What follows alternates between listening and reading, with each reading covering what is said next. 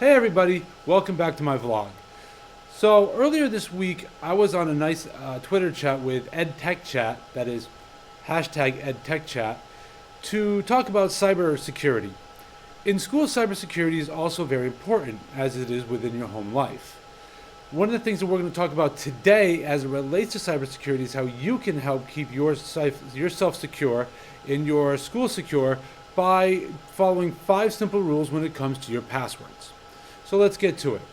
The first rule we want to talk about is to make sure you use some sort of complexity with your password. So your password should probably be about 8 characters long or more. That makes it more difficult for someone to try to crack it. Also, make sure you use combinations of uppercase, lowercase, numbers, and symbols for your password. It should be something that you can remember, but is difficult for somebody else to try to figure out, i.e. maybe a favorite place you visit, but change some of the letters for numbers or symbols. That would be a great way to try and keep your password secure to start. The second thing I'm going to talk to you about is changing your password.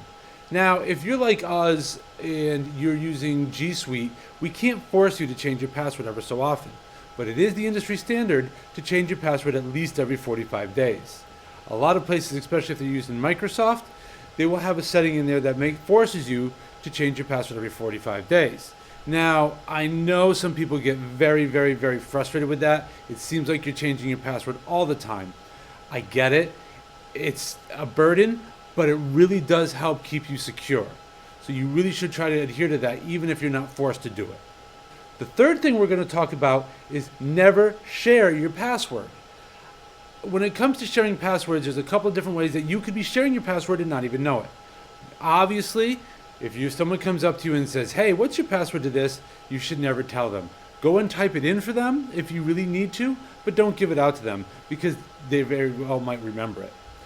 As I was talking on the chat, AJ Pachowski, a shout out to him, and so that's at AJ Pachowski, he was talking about when somebody tries to tell you to share your password or you should write it down and stick it underneath your keyboard, you should remind them, would you take your PIN number to your debit card, put it on a sticky note and keep it in your wallet?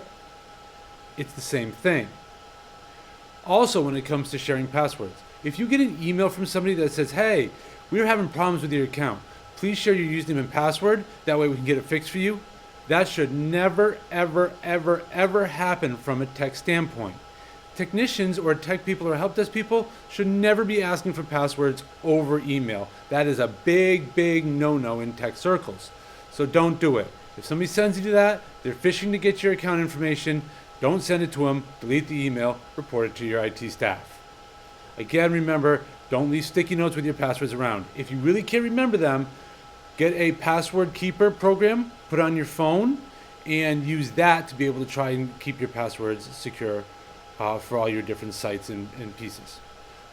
The fourth thing we're going to talk about today is different ways to try to keep you secure more than just your password.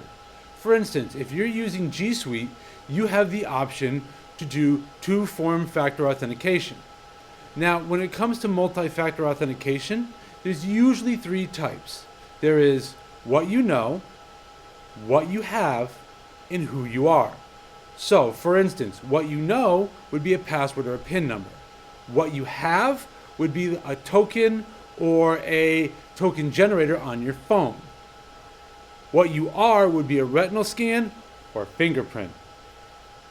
So, when Google you can set up 2-form factor, it's a little tedious because you not only have to enter in your password, but you also get a code texted to you and you have to set that code up as well in there. But it is very secure to have multi-factor authentication. You can go into your picture icon on your Google account, go into your settings, you will see passwords and security. Click on there and scroll down a little bit, you will see 2-factor authentication. I would highly recommend doing that, especially if you really want to make sure you're staying secure. The last thing I want to talk about, point 5, is you should never be using the same password over and over and over again. You should separate your password, something you use from school, something you use for your personal email, something you use from your social media accounts, and something you use for gradebook. I know you have a lot of passwords and it gets confusing, but trust me, you don't have nearly as many passwords as a tech person does. So it makes the most sense to set one password for your school email, one password for your personal email, a password for your grade book or anything that you have to deal with students with grading or classwork, or another password for your social media.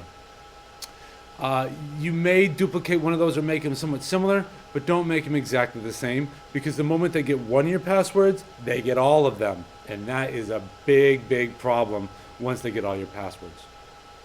So that's it. That's my 5 steps to help to create better cybersecurity from you with your passwords. I hope you liked the video. If you did, leave a like. Leave comments of other videos you'd like to see or other things we could add to cybersecurity. Let's get the discussion moving.